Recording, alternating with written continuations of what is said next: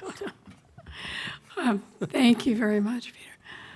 You know, this, don't hold your breath for this, because I didn't make up this title. And I want you to know that I don't know. It depends on the patient a lot of times in terms of the compression and whether or not the ulcer is getting better. So I'll show you a case. Where do I?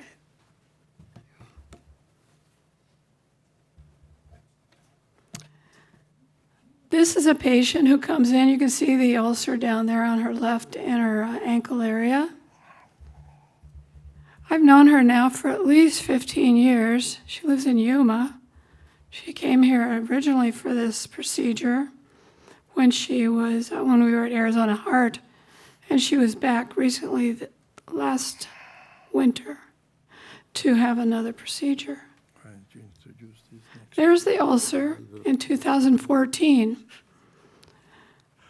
Now, she hadn't had anything done at that time, and I can't remember her. I think she was working and being on her feet most days.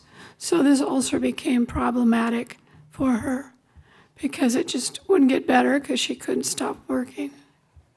So I saw that, and my first thought when I see an ulcer like this is iliac compression.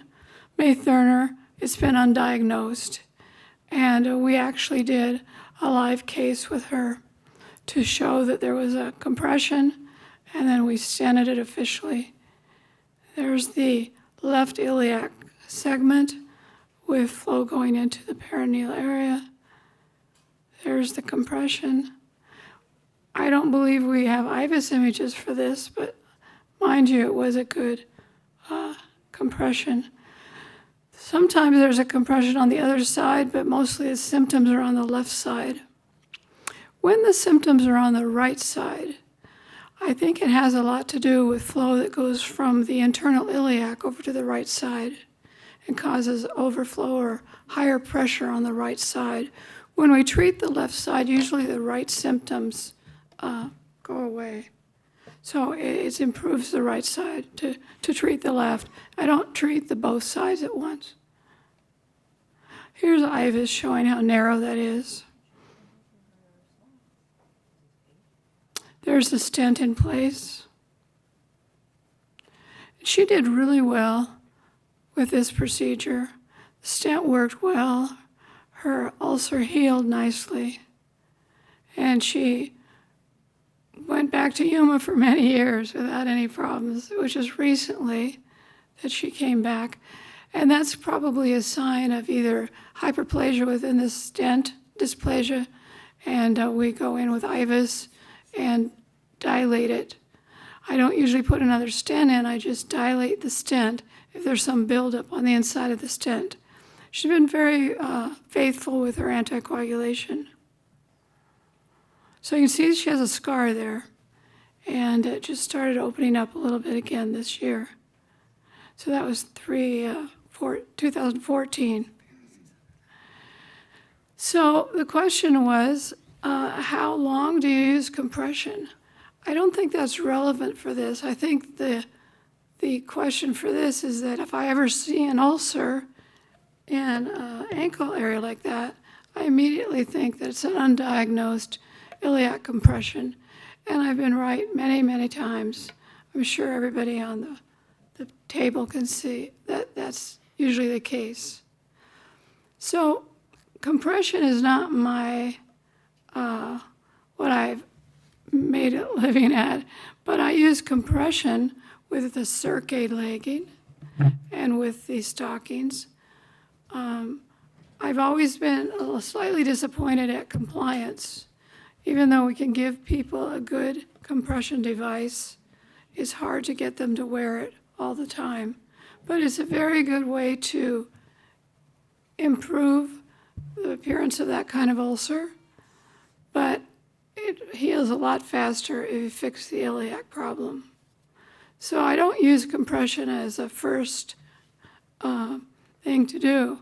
I go into the person's iliac system to see if there's a problem there causing the ulcer. So just treating the ulcer doesn't make sense to me. I think you have to undo the reason why they got it in the first place. So thank you, Brooke, for agreeing. Are there any questions?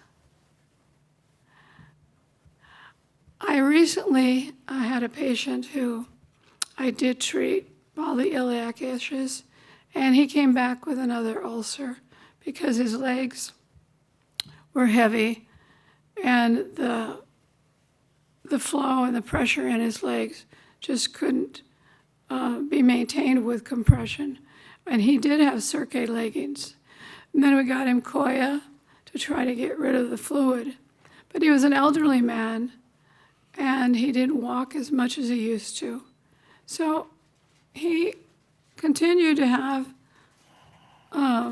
decline with his ulcer. It was on the left leg, too. So the compression ended up being 24 hours a day, and we used different devices. And in the end, he got an infection in the area of the ulcer. And unfortunately, as one of my favorite patients, actually, such a nice guy, he ended up passing away because of the infection in his left leg. So the complications of venous ulcers are all the way to the worst outcome.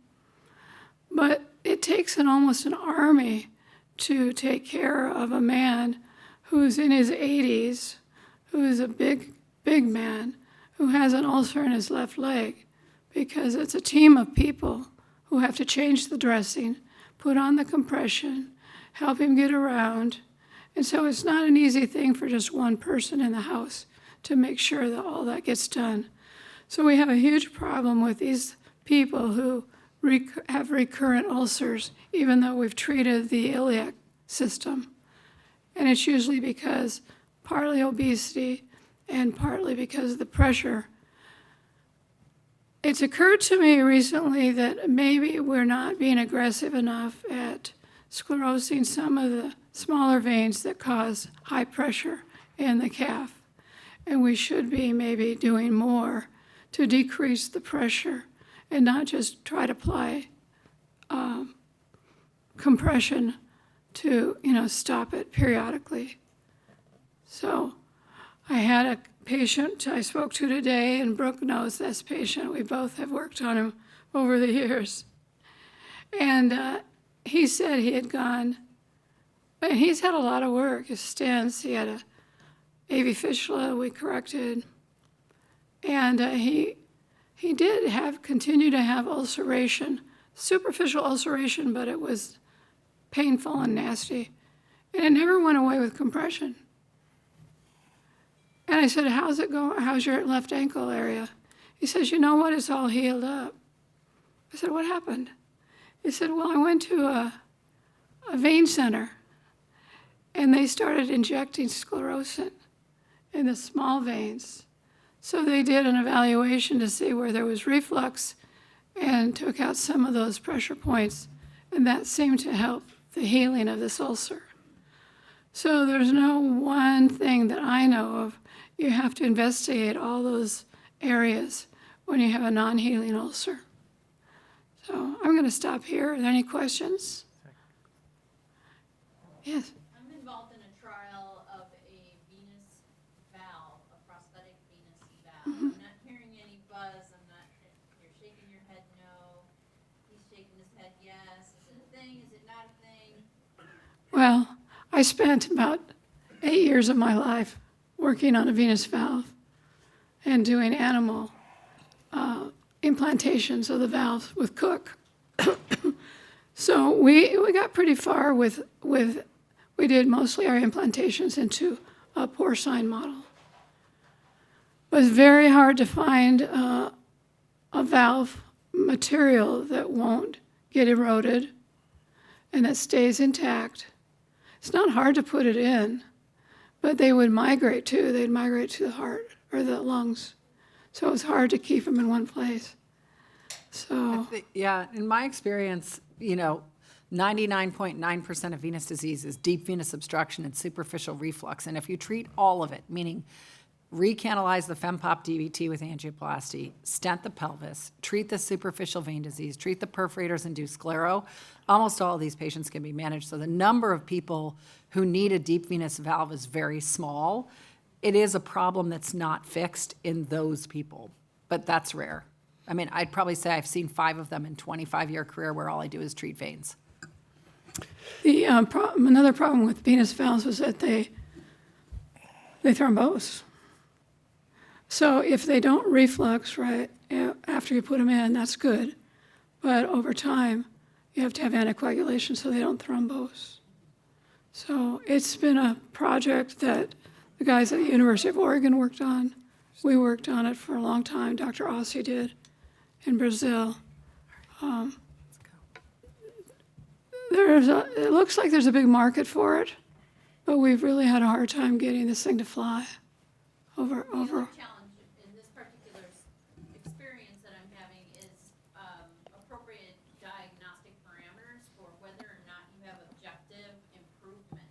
And when we talk about duplex ultrasound, critical, obviously, that they're the right technicians taking the right measurements in the right position. And but it's been a difficult conversation with the FDA because even if you can put your stake in the patient quality of life place, there's no objective way to measure flow that convinces the agency that there's improvement. Well, you can objectively measure reflux. So, but if you take away the reflux, how is their life better? I get it. It's a challenge to do that. Correlating. Any other comments? You know, Dr. Bergen was never a fan of the artificial valve. He said people don't need it. What do you think, Peter? He was always never in favor of doing all that. Yeah, and I think we in the past years we did 2 studies, and you are referring to the Venous valve study that's currently going on, and we had a good discussion of this at the American Venous Forum earlier, a few days before in Atlanta. The study is not yet completed. Clinical improvement is good. Patency is good. We do not have information on, unfortunately, on the most important, and that's valve function. So I think once the study will be completed, and once we know that this is a safe and an effective device, it's amazing that we are going to find much more candidates for this procedure than what we think we have currently. So I think we have to wait for that. The cryopreserved vein valve transplant that we did not work because, as Patricia said, many of those actually thrombosed. And outcome assessment is very important because patients, if you, we used to ligate the incompetent femoral vein and the patient became better. So when we transplanted competent valves and the valve thrombosed, the patient still became better because there was no reflux or less reflux.